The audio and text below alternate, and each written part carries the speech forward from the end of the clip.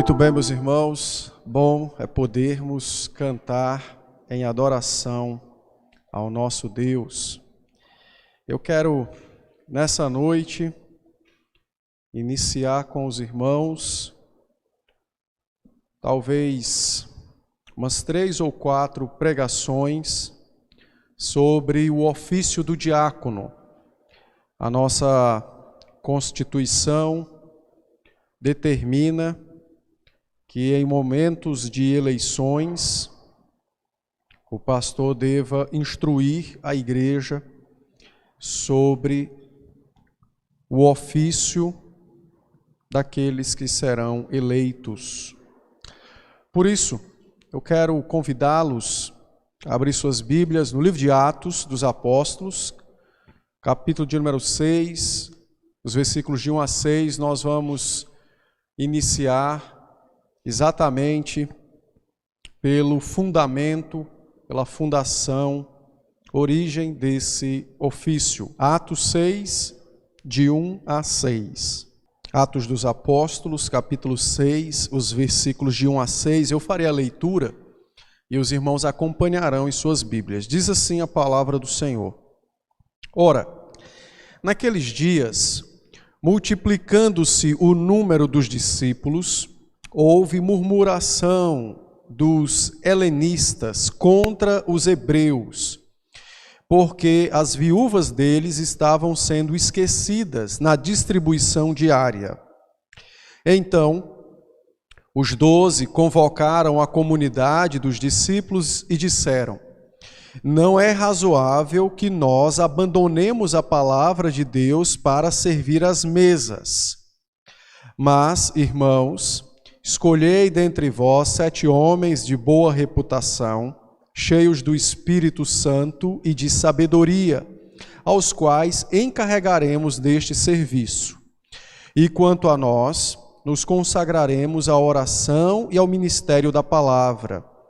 O parecer agradou a toda a comunidade, e elegeram Estevão, homem cheio de fé e do Espírito Santo, Filipe, Prócoro, Nicanor, Timão, Pármenas e Nicolau, prosélito de Antioquia. Apresentaram-nos perante os apóstolos, e estes, orando, lhes impuseram as mãos. Eu vou ler o verso 7 ainda. Crescia a palavra de Deus, e em Jerusalém se multiplicava o número dos discípulos. Também muitíssimos sacerdotes obedeciam à fé. Vamos orar? Ó Deus, sê conosco mais uma vez, Senhor, em nosso culto de adoração e louvor ao Teu nome. Sê conosco recebendo o nosso culto como oferta particular e também congregacional. Sê conosco falando-nos de Tua parte e instruindo, ensinando-nos segundo Sua vontade perfeita e santa, que é viva, boa e eficaz. Ó Pai, dá-nos então Tua bênção de podermos ter nossa fé edificada, sermos corrigidos, encorajados, admoestados, segundo, ó Deus, a nossa necessidade, segundo a Tua boa e santa vontade. Dá-me então Tua graça para pregar a Tua palavra com fé, com temor, que os meus pecados não sejam impedimentos para que o Teu povo Te ouça. Então somente abençoa a igreja de Teu Filho, Senhor Jesus Cristo, falando-nos de Tua parte. É a nossa súplica e também nossa oração com gratidão. É em Cristo Jesus é que oramos. Amém. Muito bem, nós temos então a formação, o início do ofício diaconal, a origem desse ofício. E eu quero então trabalhar com os irmãos sobre essa origem. O tema da nossa noite, eu vou adiantá-lo por conta de que como é um texto narrativo, então ele tem uma abordagem diferente, né? Apesar de que os evangelhos também são narrativos, mas aqui é uma narrativa mais propriamente. Então, nós vamos tratar sobre o ofício diaconal, o ministério da misericórdia, tá? E, a princípio, o texto nos fornece, então, alguns elementos que precisamos observar. Na verdade, cada um dos versículos nos traz um elemento acerca desse ofício que precisamos observar e considerar. Então, são 6 os elementos, que nós iremos abordar nessa noite. Sempre lembrando que eu estou tratando sobre o ofício diaconal, o ministério da misericórdia. Vejamos então o primeiro elemento, versículo de número 1. Então nós temos aqui a formação de um problema na igreja primitiva. Lucas nos diz que naqueles dias multiplicou-se o número dos discípulos, e então houve uma murmuração por parte dos helenistas contra os hebreus, porque as viúvas deles estavam sendo esquecidas na distribuição diária. O versículo 1, ele é um dos versículos que, historicamente, tem sido um dos mais importantes do livro de Atos dos Apóstolos. Ele é um versículo tão importante que sobre ele existem diversos debates, questões complicadas que os estudiosos levantam acerca desse versículo, mas não do versículo em si, se ele é verdadeiro ou não, mas dessa informação que Lucas nos diz que os helenistas estavam murmurando contra os hebreus.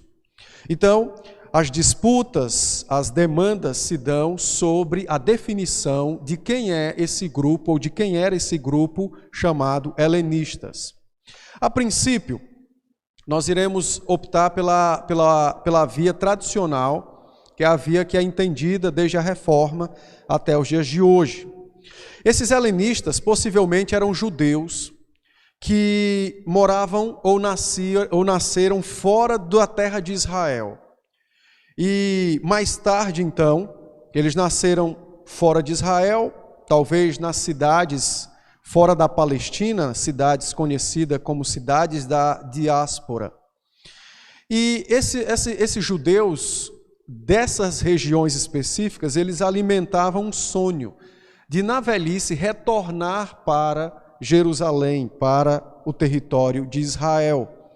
Então, quando velhos, os que podiam, logicamente, retornavam para passar o resto da sua vida na cidade santa, na cidade de Jerusalém. O problema é que, como esses judeus haviam nascido fora de Israel, então o idioma deles era o grego. Eles falavam a língua grega. Em contraste com os judeus nascidos dentro de Israel, que falavam tanto o hebraico como o aramaico. Então, por esta razão, Lucas faz essa distinção dentro da igreja, de que os helenistas murmuravam contra os hebreus. Então, os de fala grega murmuravam contra os de fala hebraica e aramaica. Um outro detalhe também é que havia naquela época algumas sinagogas, ou várias sinagogas, não apenas em Jerusalém, mas também em todo o território de Israel. E dentro dessas sinagogas, havia também sinagogas separadas para judeus de fala grega e judeus de fala hebraica. E os judeus de fala grega, a Bíblia deles era a Septuaginta, que é o Antigo Testamento traduzido para o grego. Os judeus de fala hebraica, o Antigo Testamento, no seu original hebraico. E isso, então, não apenas caracterizava uma separação de língua, de idioma, mas também havia uma série de costumes e de coisas que era perceptível na vida dessas pessoas. Então, havia algumas atitudes de vida prática que deixava bem claro a distinção entre os helenistas e os hebreus ou hebraístas. Não podemos usar hebraísta porque é outra coisa, mas os hebreus, os que de fala hebraica, de fala aramaica. Bom, então, o problema se deu não porque haviam os dois grupos na igreja, mas o problema se deu porque o número dos crentes aumentou, a igreja cresceu e, naturalmente, como os judeus migravam, os que eram nascidos fora, migravam para a cidade de Jerusalém, já quando estavam mais velhos para passar o resto da sua vida. Então, as viúvas de fala grega, na distribuição diária dos alimentos, começaram a ser negligenciadas, porque o número delas aumentou. O número das viúvas de fala hebraica talvez tenha aumentado, mas era menor do que as de fala grega, tá? Então, e esse é o problema. O problema não é ter dois idiomas na igreja. O problema era que um grupo foi, de alguma maneira, negligenciado e desprezado pelo outro grupo. Mas para os irmãos entenderem melhor esse verso 1, no judaísmo daquela época, havia todo um sistema de amparo aos pobres, que não tem nada a ver com aquilo que nós conhecemos hoje. Nada a ver. Porque eles seguiam, mesmo com os seus erros, estavam mais próximo das Escrituras do que o que se tem hoje, né? Mas isso eu vou falar um outro dia, quando eu for falar de política e assistência social. Mas eles tinham um sistema de distribuição de alimentos para acudir os pobres nas suas necessidades. Tanto de pessoas que vagavam, que estavam em trânsito e passavam por Jerusalém, quanto daqueles que moravam lá e que falavam hebraico, quanto daqueles que haviam migrado para lá, mas eram judeus, porém de sangue, porém não de nascimento, e que falavam a língua grega, tá? Então havia todo um sistema de amparo para esses. Havia também, somado a isto, havia também comunidades religiosas que também tinham ocupações com esse sistema de auxílio aos pobres. Os fariseus também tinham alguns trabalhos dessa natureza, e os essênios, que é uma outra comunidade, um outro dia talvez eu trate sobre eles, que também em cada cidade, dentro do território, possuíam agentes, pessoas específicas para acudir os necessitados, né? Então, não havia um serviço público, como tem hoje, de socorro aos necessitados. Havia um serviço comunitário, havia um despertamento não, era um exercício da misericórdia particular. Hoje nós temos, na verdade, um financiamento do Estado que não desperta misericórdia de nada. Mas isso é um outro momento. Bom, havia também comunidades cristãs, como essa de Jerusalém, né? Havia a igreja de Jerusalém, e na igreja primitiva, a igreja não fez diferente do que já existia. Ela também tinha as suas ocupações, a sua preocupação com a assistência aos necessitados. Mas a diferença da igreja para essa distribuição que já existia, e até mesmo dos fariseus e dos essênios, ela era uma preocupação maior, porque ela não visava apenas matar a fome de hoje. A igreja tinha uma preocupação com a pessoa que estava em situação de carência. É por esta razão que dentro da igreja, quando ela começou, a unidade espiritual da igreja levou os irmãos a partilhar também suas posses. Então não foi apenas dar um prato de sopa hoje que a pessoa tem fome hoje, mas foi exatamente prover aquilo que talvez fosse necessário para que ele pudesse ter dias melhores, sem ter a necessidade daquele prato estar sendo entregue todo dia para ele. Então é por isso que nós vamos encontrar na igreja de Jerusalém uma partilha dos bens, um despreendimento de quem possuía mais, não para ajudar apenas quem possuía menos, mas era o desejo de que aquele irmão favorecido tivesse condições de viver dignamente, como a pessoa que estava dando tinha condições. Entende a diferença? Bom, então isso acontecia já na igreja em Jerusalém. Então, eram os atos de caridade, não é?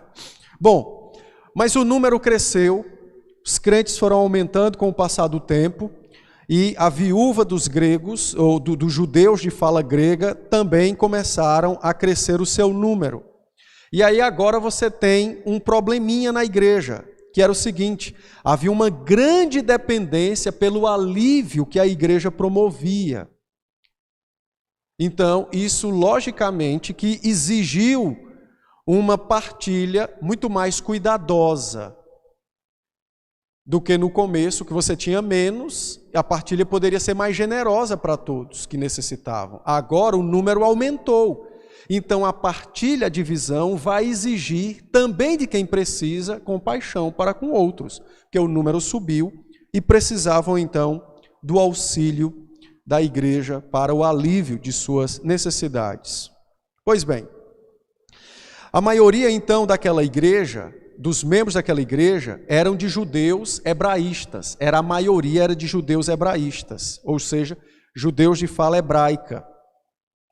Mas o número cresceu dos judeus de fala grega. Então, o que nós vamos ter é uma negligência na distribuição diária desses alimentos. O que é que nós vamos ter na igreja, irmãos? Um velho pecado, que talvez nós cultivemos hoje aqui em Marialva, com poucos, muito menor o nosso número do que o que havia lá. Um velho pecado chamado de partidarismo. O partido dos judeus hebraístas não se contentou em dividir igualmente na prática da fé o pão de cada dia com os judeus de fala grega. Talvez por preconceito, há várias razões que podem levar a este pecado, razões pecaminosas também.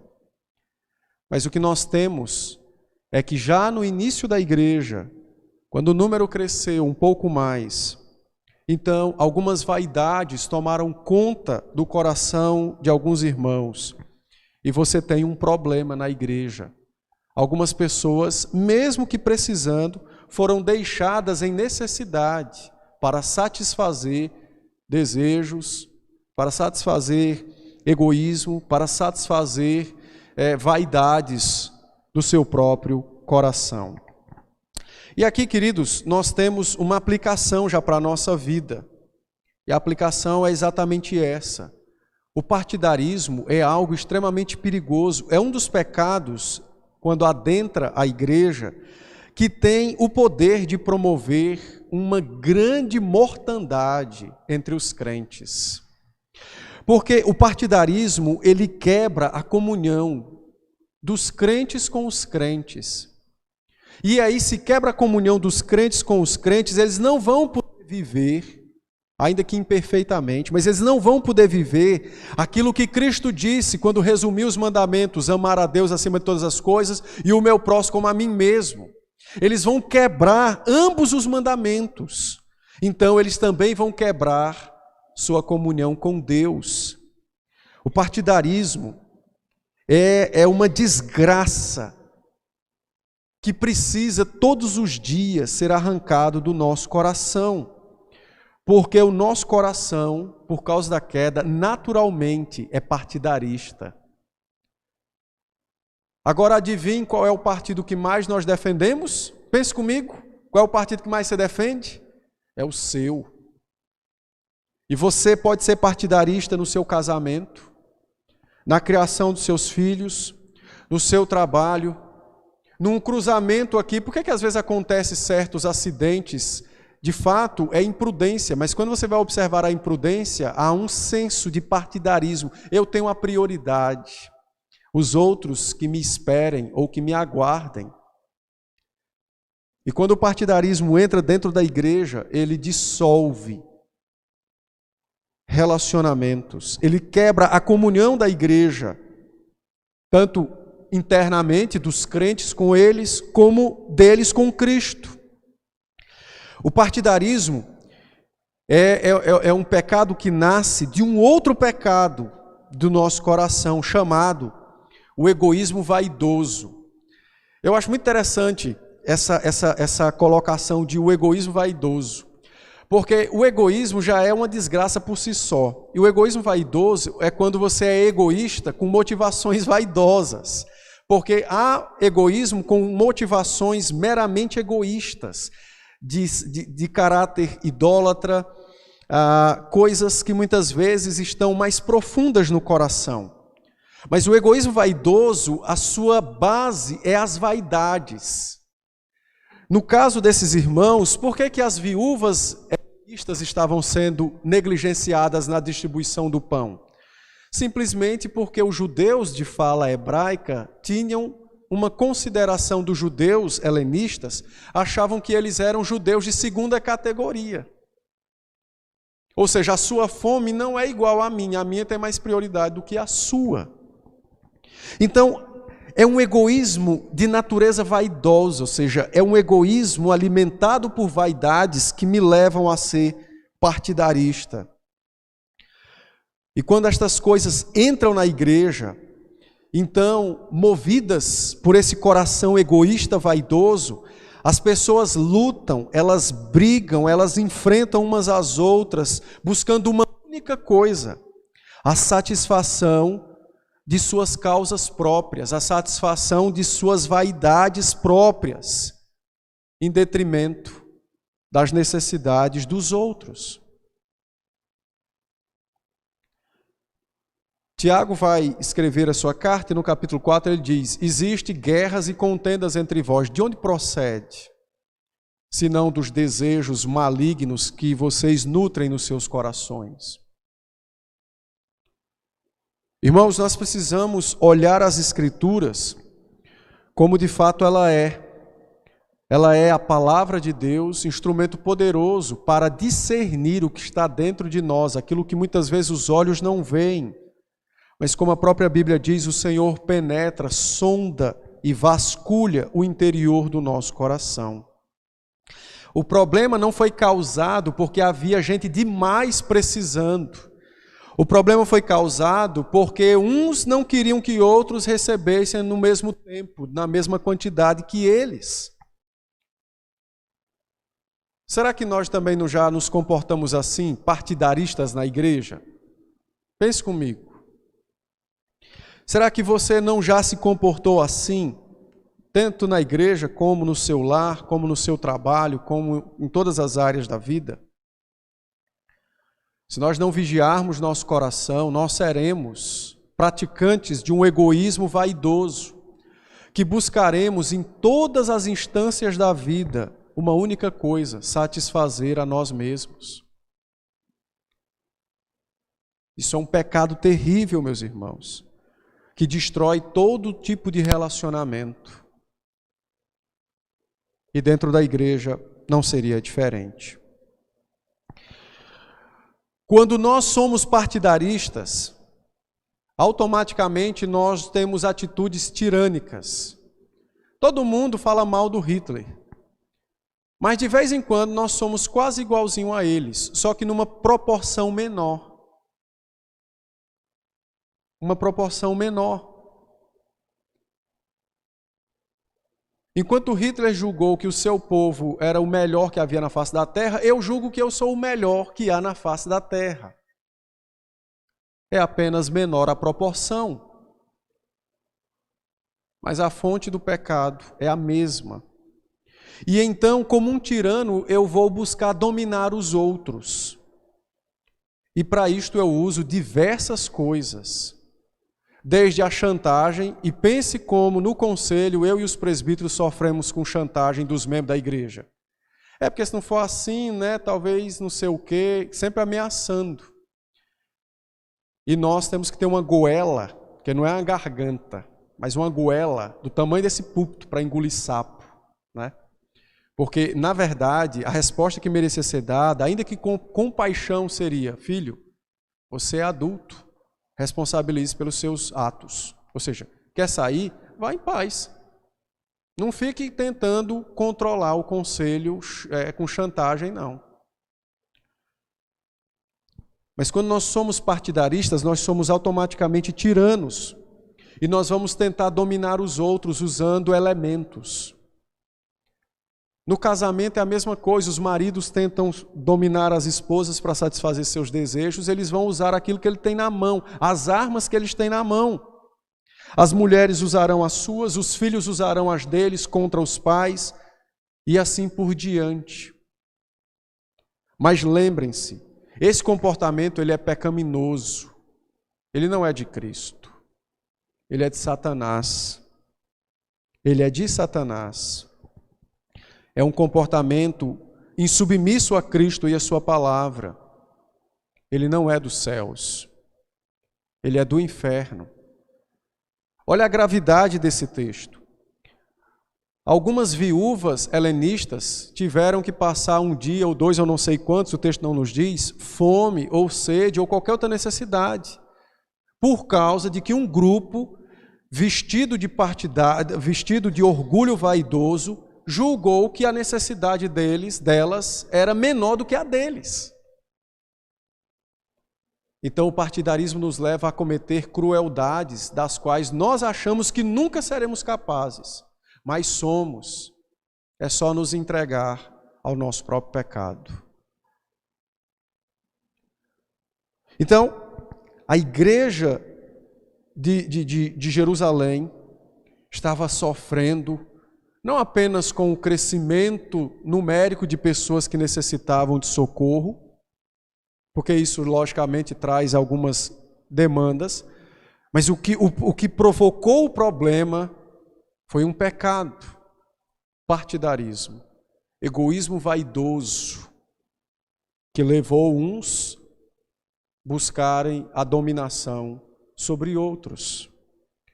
Então, vigiemos nosso coração para não cometermos esse pecado. Sempre que você quiser uma coisa muito, muito, examine por que você quer esse negócio muito, muito. E você vai ver que as razões que você vai dar para justificar o seu desejo, se o desejo for pecaminoso, as razões vai implicar em fazer outros sofrerem ao seu redor, conhecidos ou desconhecidos. Então, quando você lembrar disso, você vai discernir. As causas do meu desejo é orgulho vaidoso, porque se envolve sofrimento de outros ao meu redor, então eu preciso parar e pisar no freio, examinar melhor se é de fato o que eu preciso. Vigiemos, meus irmãos.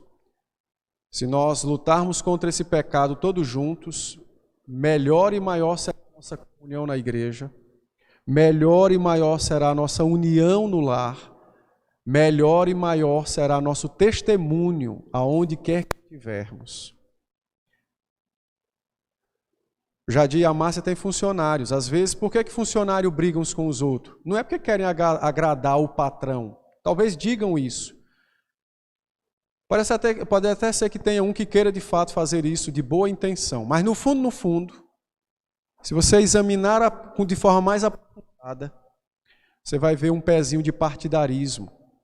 Porque se para agradar o patrão eu preciso colocar meus colegas de trabalho em problemas, então não é porque eu queira o bem do meu patrão ou da minha empresa, é que eu quero me promover.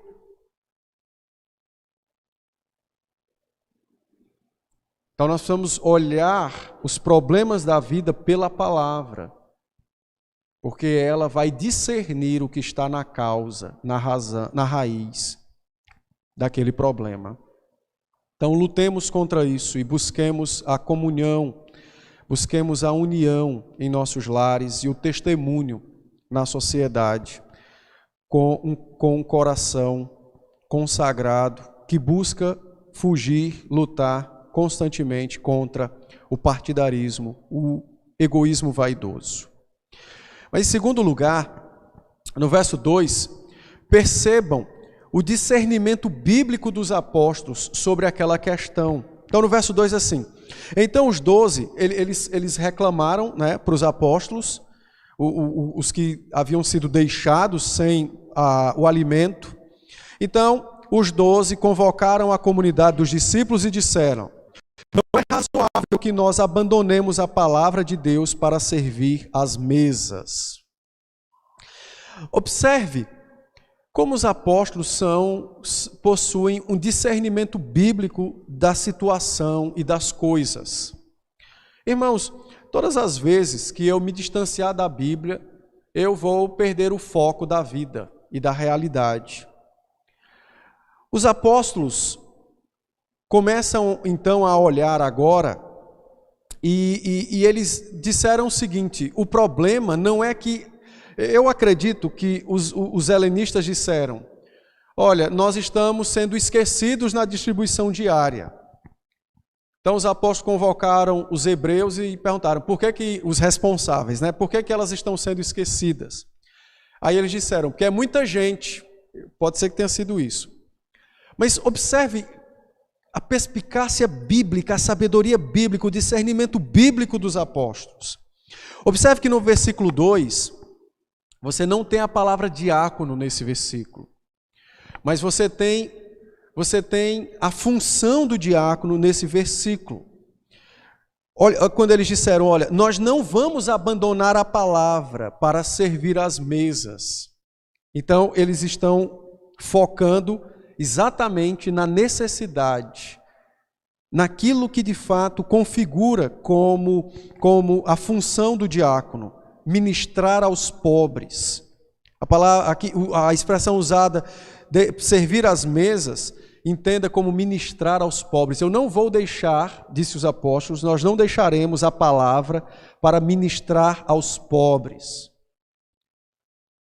Então é necessário o ofício da misericórdia. Veja, muitas vezes, se fôssemos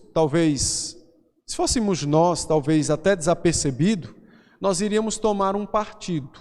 Qual? Os que passam fome. E vamos então repreender os que não distribuem. Ou tomaríamos o partido dos que não distribuem, porque eles vão apresentar os seus argumentos. Dizendo, olha, é muita gente. Então é natural que uns fiquem sem e outros não. A gente esqueceu, é verdade, pode ser que tenha acontecido isso.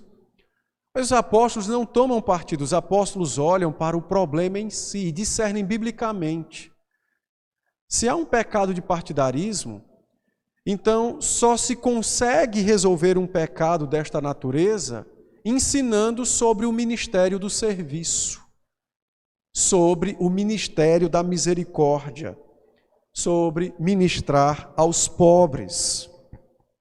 Então, os apóstolos cuidadosamente observam a necessidade dos que precisam e também observam o argumento daqueles que distribuíam. Eles focaram no problema, não nesse e nem naquele. Isso traz para nós uma grande lição como igreja. E para mim e para os presbíteros, às vezes chega alguém e comenta de outro, aí você vai no outro, ele comenta de não sei quem. Não foquemos nas pessoas, mas nos seus problemas. Porque se focarmos nas pessoas, também seremos aderente de um partido ou de outro. Os apóstolos perceberam então que era necessário estabelecer oficiais que pudessem exercer o ministério da misericórdia, a ministração aos pobres, segundo a fé e a piedade. Então, nem focaram nos que necessitavam e nem nos que reclamavam, e nem nos que não distribuíam.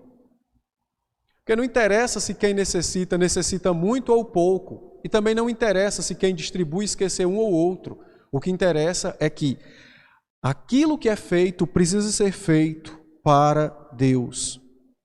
Não pode focar apenas no que precisa, nem no trabalho que dá aos que distribui. O foco tem que estar no coração daqueles que servem ao Senhor. Por isso, ministério da misericórdia, ministrar aos pobres. Os apóstolos, então, não focando nem na reclamação contra a liderança, nem na súplica dos que haviam sido esquecidos, eles, então, comunicam à igreja, dizendo o seguinte, olha, nós não vamos abandonar a palavra para servir às mesas. Então eles ensinam à igreja dizendo o seguinte, o alimento espiritual é o mais importante, mas nós não podemos desprezar o alimento físico. Por quê? Porque os dois se complementam, os dois são importantes e são necessários. Então, eles, movidos dessa sabedoria, não olham apenas para a crise, mas olham para a administração e o ensino da igreja. E a decisão que eles tomaram foi uma decisão maravilhosa, porque pôs fim a uma crise de desunião que havia naqueles dias e, ao mesmo tempo, conduziu a igreja a dar um salto em sentido de organização enorme. Então eles disseram: nós não vamos abandonar a palavra para acudir o pobre. Não vamos fazer isso, porque o primordial é a palavra, mas comer também é importante. Então nós vamos focar no problema e tratar do pecado, levantando homens que sejam capazes de ministrar aos pobres ou de ministrar a misericórdia. Socorrer os necessitados em suas necessidades é algo extremamente valioso, porque é uma prática do amor cristão. Mas se socorrer os necessitados implica em negligência da palavra, então isso é negar o próprio Cristo. Então eles disseram: nós amaremos a Cristo na ministração da palavra e amaremos a Cristo no socorrer aos que precisam. Então, estabeleçamos homens capazes de ministrar aos necessitados. Há um comentarista muito antigo, chamado William Barclay, e ele diz o seguinte: é importante observar que os primeiros detentores de um cargo na igreja a serem nomeados, falando dos diáconos, não foram escolhidos para falar, mas foram escolhidos para o serviço prático.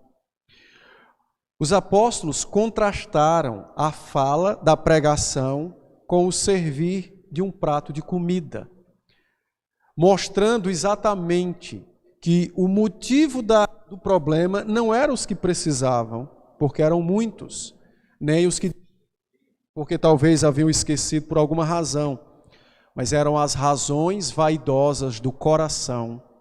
Então eles fizeram um contraste.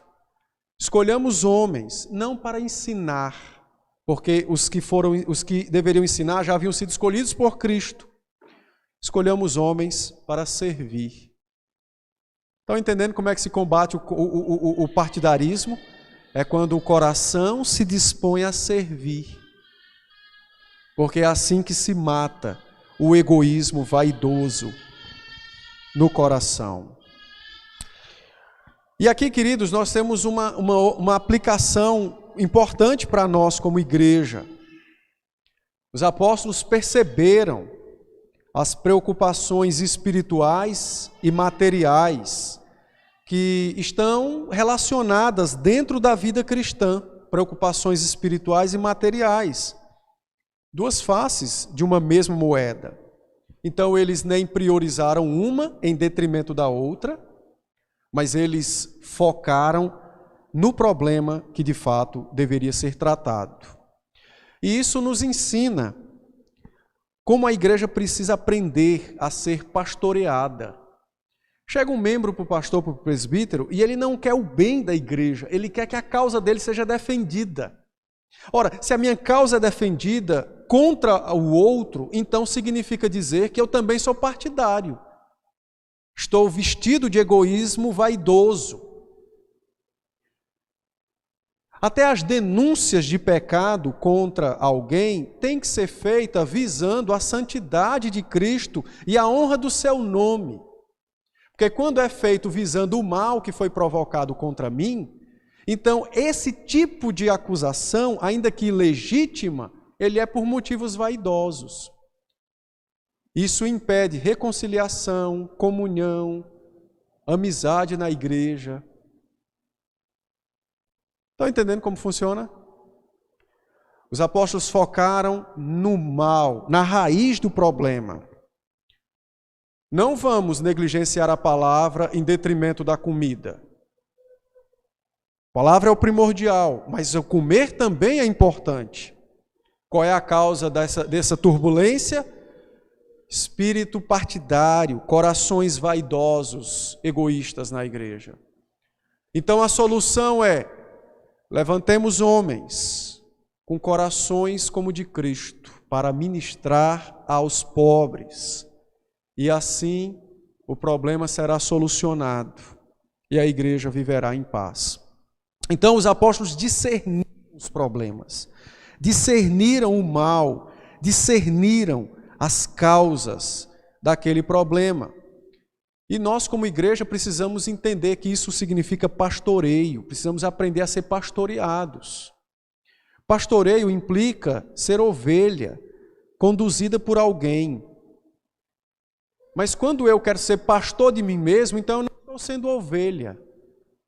E aí é onde entra o orgulho, a vaidade, os pecados, tanto em casa, na igreja, na sociedade, por onde quer que você vá. Os apóstolos, então, ensinaram à igreja de que não existe prioridade entre necessidades espirituais e necessidades materiais. Existe uma preocupação com as duas coisas, e que uma delas será afetada não por causa da outra, mas por causa dos pecados. É por causa dos pecados. Então nós não devemos estar nos preocupando com coisas que envolvem a vida cristã, no sentido de quem é mais importante, o material ou o espiritual. Ambas são importantes. E uma não deve ser mais elevada, desprezando a outra. São faces da mesma moeda. Mas quando o pecado se introduz na nossa vida, então uma delas vai ser afetada. E se afeta uma, você afeta a outra também. Portanto, os problemas na igreja nunca serão de ordem ou material ou espiritual, serão sempre de ordem pecaminosa, que afeta uma das áreas, ou ambas ao mesmo tempo. Ou ambas ao mesmo tempo. Estão entendendo? Eu vou dar uma causa agora mais prática. Quando há problemas na igreja, os crentes não deveriam fazer comentários pecaminosos sobre os problemas. Eles deveriam levar ao conhecimento do pastor e dos presbíteros para resolver os problemas. Mas por que eu faço comentários pecaminosos? Porque eu estou olhando que tal situação, tal comportamento na igreja, ou eu olho de natureza espiritual, olha, fulano é um mundano, ou eu olho de natureza material. Não, mas ela tem direito, ou ele tem direito de andar nu, por exemplo, se for um caso de vestuária. E então eu teço comentários pecaminosos, fofocas. Isso não é pastoreio. Isso não é olhar a raiz do problema. Isso é, na verdade, contribuir para que o problema aumente. Os crentes não devem fazer isso. Os crentes deveriam, ao tomar conhecimento dos problemas, entender que aquilo vai afetar a comunhão da igreja, que envolve relacionamento espiritual dos crentes com os crentes e deles com Cristo, e relacionamento material dos crentes com os crentes, da comunidade em si. Mas parece que os crentes gostam, né, de ver uma desgraça para poder ter o que falar. Não é assim que nós devemos nos comportar. Nós devemos entender que fofocas, comentários são prejudiciais. Devemos aprender que a comunhão se faz de elementos espirituais e materiais. Então, eu não posso olhar para um problema na igreja ou na minha vida e dizer, é material, é espiritual apenas. Não. Vamos examinar a raiz dele. Até uma doença tem uma raiz pecaminosa. Não precisa ser um pecado praticado. É só lembrar de Gênesis. Quando foi que a morte entrou no mundo? Por causa do pecado. E quando o nosso coração aprender e praticar esse discernimento, então os problemas na igreja não deixarão de existir, mas serão resolvidos a tempo e a hora. impedindo que haja maiores males dentro da comunidade do rebanho. Então, os apóstolos foram extremamente perspicazes biblicamente, discernimento acurado, discerniram qual era o problema. Não é quem tem fome, não é quem negligencia. Há um partidarismo aí. Então, a solução tem que focar o problema e não as suas aparências em si. Muito bem. Em terceiro lugar, o texto nos apresenta as exigências que norteiam as escolhas desses oficiais na igreja. Então eles disseram, nós não vamos abandonar a palavra para servir às mesas. Então, nós vamos instituir um novo ofício que se encarregue de ministrar aos pobres. Então, versículo 3 diz o texto: Mas, irmãos, escolhei dentre vós 7 homens de boa reputação, cheios do espírito e de sabedoria, aos quais encarregaremos deste serviço. Note que o texto não diz assim, escolhemos 7 homens já aposentados que têm muito tempo para dar comida para as idosas. É assim que o texto diz? Por que o texto não foca no fato de ele ter disponibilidade de tempo? Porque o problema não era fisicamente apenas, materialmente apenas. Era um problema do coração, eram pecados. Então, nós temos aqui as credenciais para um diácono, as exigências bíblicas para que alguém possa exercer esse ofício que é denominado na Escritura como o ofício da misericórdia. Como o ofício da misericórdia. Note comigo que nós temos aqui 3 exigências que os membros têm que enxergar nos homens, para que estes possam ser eleitos, né? Na verdade, você tem 4 exigências para o diaconato, porque o texto diz, escolhei dentre vós 7 homens, não disse 7 irmãos, né? Então, as igrejas que têm diaconisa, elas, por mais que estejam boas, cheias de boa vontade, elas nem pecam, né? Elas só destroem o texto bíblico. Então, poderíamos colocar o homem como sendo uma 4ª exigência, como se alguém chegasse, né? Mas, digamos, Pedro ou João, eu posso eleger a minha irmã? Não. Homens, é o que o texto diz. Mas vamos focar nas exigências espirituais, já que na nossa igreja não há esse problema de tentativa de eleger diaconisas.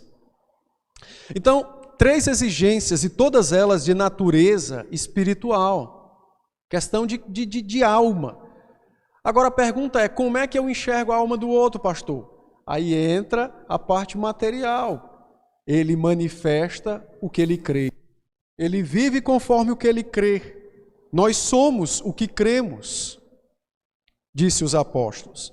Então nós saberemos quem de fato tem um coração pronto para ministrar aos necessitados, conforme a experiência, a transformação do coração pelo Espírito e as suas obras. A primeira coisa então que eles disseram é que esses homens têm que possuir boa reputação. Então você tem aqui a questão do testemunho. Boa reputação significa que esses homens deveriam ser livres de escândalos. Livres de escândalos. Eles precisam ser considerados pelos seus vizinhos como homens íntegros e fiéis. Livres de escândalos. Às vezes, elegem-se pessoas na igreja que quando um descrente sabe que fulano, além de ser crente, ainda é uma autoridade na igreja, se escandaliza. Porque o cara é uma desgraça no mundo. Compre e não paga, a palavra dele e a de um gato é a mesma coisa, porque não fala a verdade. É uma tragédia do começo ao fim. A Bíblia diz que os diáconos precisam demonstrar bom testemunho, boa reputação. Agora, note um detalhe. É só os diáconos que têm que possuir boa reputação? Não, eles vão escolher dentre os homens da igreja, então isso deve ser algo comum para a igreja. Vamos escolher quem tem boa reputação na igreja. Deveria ser difícil, porque todos os homens possuem um alto nível de boa reputação. Então, a exigência primária é esta: devem ser livres de escândalos, considerados pelos seus próximos como fiéis e íntegros, homens de um bom testemunho, não é? Na cidade, sem marcas de vícios e maus hábitos, que bom testemunho implica, boa reputação implica não ter marcas de vícios, né? De maus hábitos. Deveriam ser homens cheios de virtudes, louvados pela sua honra, homens de caráter admirado. É uma boa reputação. Então, boa reputação vai além, muito além de pagar água e luz, porque isso é um dever. A boa reputação envolve eu ter um caráter. Entenda, ninguém é para ser perfeito, só Cristo é perfeito. Ele não está exigindo um homem perfeito, ele está exigindo alguém que trabalha ao máximo para errar menos. É um homem que busca no seu relacionamento doméstico, na igreja e social, errar menos. Errar menos nas palavras, errar menos nas atitudes, errar menos nas escolhas, errar menos. Então isso implica ser um homem de bom testemunho. Por exemplo, não ter vícios ou maus hábitos. Quer dizer que ele nunca vai ter nenhum vício ou um mau hábito? Não, quer dizer que ele luta para errar menos. Essa é uma qualidade que todos os homens, todos os crentes deveriam possuir. E é a primeira exigência para se eleger um diácono na igreja. Boa reputação, livre de escândalos, considerado pelos seus mais próximos vizinhos íntegros e fiéis. Bom testemunho, um homem que é louvado pela sua honra, pelo seu caráter admirado. Lembra de Provérbios 31, que a mulher que teme o Senhor é louvada? É aqui a mesma coisa, é um homem que teme ao Senhor, ele também será louvado. Ele também será louvado. Segunda exigência, tem que ser um homem, diz o texto, cheio do Espírito Santo. Cheio do Espírito Santo, irmãos, não é uma pessoa que tem dons de revelação, de falar em línguas, de fazer levitar essa garrafa, porque nada disso, com exceção de falar em línguas e a de revelação que eram no passado dons do Espírito, não é isso. Cheios do Espírito Santo significa um homem que de fato ele é habitado pela graça divina, ele é cheio da graça do Espírito Santo. Ele tem dons que pertencem ao Espírito. Ele é um homem temente, ele é um homem piedoso. Eu vou dar um exemplo de um homem cheio do Espírito Santo.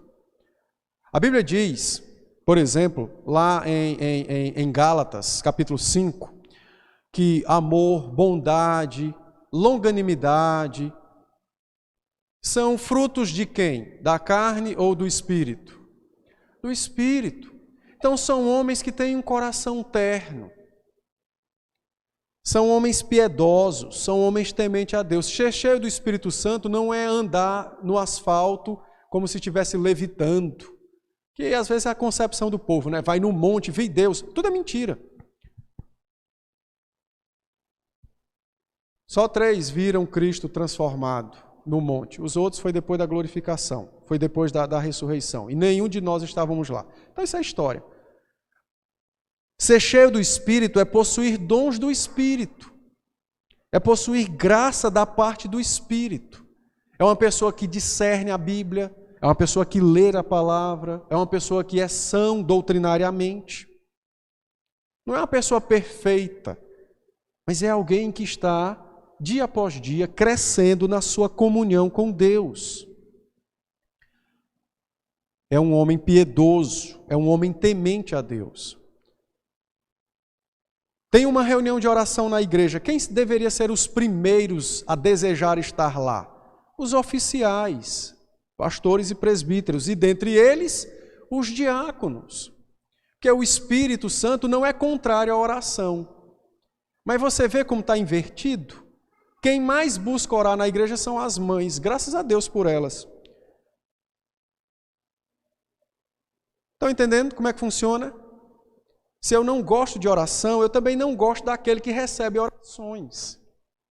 E se eu não gosto daquele que recebe orações, eu também não vou gostar daquilo que ele disse e daquilo que ele me exige fazer. Estão percebendo? Então não é alguém perfeito, mas é alguém que luta contra a sua carne todos os dias para ter maior comunhão com Cristo, para ter deleite na presença de Cristo e do seu Espírito. Homens piedosos e tementes. Mas aí alguém pergunta, pastor, como é que eu sei que um homem é temente e piedoso? Quando eu experimento eles na vida. Então eu não posso eleger um diácono, por exemplo, que se converteu ontem. Olha, ele é tão bonzinho, eu acho que ele vai ser um diácono. Quando foi que você se converteu? Ontem.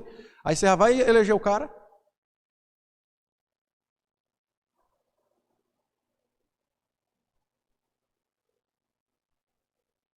Os diáconos, os homens, melhor dizendo, que possuem essa característica, buscam dia após dia ter mais da graça de Deus, mais da ação do Espírito em suas almas, são homens que testemunham suas conversões. E não dá para alguém testemunhar de sua conversão se convertendo ontem. Ele tem que ter um pedaço de vida na fé, para que seja experimentada a sua conversão. É só ler Mateus 7, de 15 a 20, Gálatas 5, de 13 a 26, os irmãos perceberão como se experimenta alguém na sua conversão. Nós temos muitos problemas na igreja com a eleição de diáconos e de oficiais neófitos na fé. Neófitos é novo na fé, né? E muitas vezes é eleito diáconos e presbíteros, até o presbitério às vezes ordena pastores, sem experimentar, sem ter testemunho que comprove suas conversões. É porque é bonito, chega alguém no presbitério, né? Eu acho engraçado, tem coisas que eu não posso nem comentar porque eu peco, pela minha ignorância, né? Na verdade não é ignorância, é porque eu fico estressado quando eu vejo os partidarismos dominando em alguns lugares. Aí chega alguém no presbitério, olha, eu quero ir para o seminário, porque eu sonhei servir a Cristo. Ai, que lindo! Aí manda o cara para o seminário. Volta o cara, faz o exame teológico. Me diga uma coisa, fale um pouco da Trindade. Ah, porque Deus é 3. Tá, o que mais? É só isso. Olha que lindo! Aí ordena o miserável, para ir pastorear a igreja e ensinar a igreja a ser neófita na fé, como ele é neófito na fé. É por isso que a cristandade no Brasil é uma lástima, porque é uma lástima dizer isso. O IBGE traduz 40 milhões de evangélicos. Olha o nível moral do Brasil de hoje e olha o nível moral de 20 anos atrás, quando tinha menos crente. É melhor ou é pior? Façam as contas. Não é pior. Por quê? Porque está se abandonando às exigências da palavra para se atender aos carismas do coração, às coisas da alma. Que lindo! E aí vai elegendo, ordenando. Não façamos isso. Quando eu troco ser cheio do Espírito por ser cheio do que eu acho que é bom, eu me coloco no lugar do Espírito. E a Bíblia diz que Deus não tolera ninguém que usurpe sua glória. Então, ainda que eu seja um salvo, a ira de Deus vai procurar me matar. E pode ficar certa que ela vai me alcançar. Talvez eu não vá para o inferno, mas penarei severamente consequências nesta terra. Em terceiro lugar, diz que tem que ser um homem sábio. Veja, cheio do Espírito e de sabedoria. É ser um homem que conhece tudo, já leu de tudo? Não. Ser sábio é um homem discreto, seja, que sabe falar quando é necessário e que fala o que é necessário. Ser sábio é, como Paulo disse, é ter uma palavra temperada com sal. Ele fala quando é preciso, ele fala o que é preciso, ele fala o que é bíblico. Ser sábio é um homem de bom siso. Sua mente é dirigida pela palavra. Ser sábio é um homem que não pode ser enganado facilmente pelo mal. Todos nós podemos ser enganados pelo mal. A grande diferença é se eu sou enganado com facilidade ou se eu sou enganado com dificuldade. Como é que eu sei que eu sou um homem sábio ou uma mulher sábia? Quando eu sou, com dificuldades, enganado pelo mal, porque é sinal de que eu estou discernindo as coisas. Ser sábio é um homem que possui honra, autoridade na igreja, na sua casa, na sua rua. É uma pessoa que, quando fala, seu conselho é ajuizado, os outros o ouvem. Então, a ordem é: escolham homens sábios. Eu vou parar por aqui. Domingo que vem nós continuaremos a partir daqui, por causa do nosso tempo. Mas orem por isso, irmãos. Porque é sério, eleição de oficiais é sério. Talvez eu seja um oficial, pastor, e não tenho essas qualidades. Não se desespere. Dobre os joelhos. Em oração reconheça seus pecados. E em oração peça a Deus que nutra sua alma com o desejo de chegar a essas qualidades. E certamente Cristo, o Senhor da glória, que é Senhor nosso, nos concederá tal bênção. Que Deus seja conosco. Nós vamos orar nesse instante. Ó Deus bendito e amado, louvado seja o Teu nome por essa oportunidade que o Senhor nos concede de podermos bendizê-lo, cultuá-lo, de podermos honrá-lo publicamente por meio dessa assembleia solene, deste culto que é prestado ao Senhor. Obrigado pelos cânticos que o Senhor nos permitiu entoar em exaltação ao Teu nome, pela Tua palavra que o Senhor nos permitiu ler, instruindo-nos o coração. Obrigado pela Tua palavra, Senhor, pregada, que fala a nós de Tua parte e nos conduz no caminho da retidão em direção ao reino dos céus, à glória celeste. Obrigado, Senhor, pelo Teu cuidado paternal e bendito, do qual o Senhor tem dispensado sobre nós, sendo o Senhor Deus bendito, glorioso, único e verdadeiro, e sendo nós homens e mulheres tão pequenos, ó Deus, tão pequeninos, tão frágeis, muitas vezes tão pecadores contra o Senhor, mas mesmo assim, o Senhor ministra graça e misericórdia a nós, e como isso alegra o nosso coração, e como nos desperta a amar o Senhor acima de todas as coisas. Ó Pai Santo, aplica a Tua palavra então em nossas vidas, desperte nossos corações para o entendimento da Tua palavra, para a prática da Tua palavra. Desperta os corações dos homens desta igreja, ó Deus, a buscar não menos do que isso, a serem homens de boa reputação, cheios do Teu Espírito e de sabedoria. Que cada um dos homens da nossa igreja, desde o maior ao menor, do mais novo ao mais velho, busque com todas as forças que possui ser cada vez mais parecido com Cristo, ser homem segundo Cristo era homem, homem perfeito, homem que busca de fato um viver transformador e transformado pela palavra e pelo Espírito. Que nossa igreja seja conhecida, ó Deus, em nossa cidade, pelo testemunho que cada um de nós iremos transmitir, entregar, dar por meio da nossa vida doméstica, social, também eclesiástica. Que nossa cidade possa olhar para nós e de fato poder dizer algo diferente com estes, porque Cristo habita neles, porque a palavra dirige seus passos. Que assim seja conosco, Senhor, que nós recebamos esta dádiva de podermos ser conhecidos e reconhecidos em nossa cidade, não por nossas obras, mas pela obra de Cristo em nós. Abençoa nossas famílias, abençoa as esposas, os maridos, os filhos, que dia após dia nossos lares cresçam em amor e serviço ao Senhor. Que dia após dia nossas famílias cresçam cada vez mais em comunhão e em vida, ó Deus celeste, aqui na terra. Abençoa então, ó Pai, as eleições que teremos no final do mês, que homens santos sejam eleitos para a glória do Teu nome, para o bem da Tua igreja, para a honra da palavra de Cristo, do Santo Espírito. Ó Pai, despede-nos em paz e dê-nos uma boa semana na Tua presença. Guarda o nosso entrar e o nosso sair, o deitar e o levantar. Continua como o Senhor sempre tem feito, dispensando a Tua graça, a Tua bondade para com cada um de nós, para com nossas famílias. Ouve então nossa súplica. Recebe também nossa gratidão pelos dízimos e ofertas.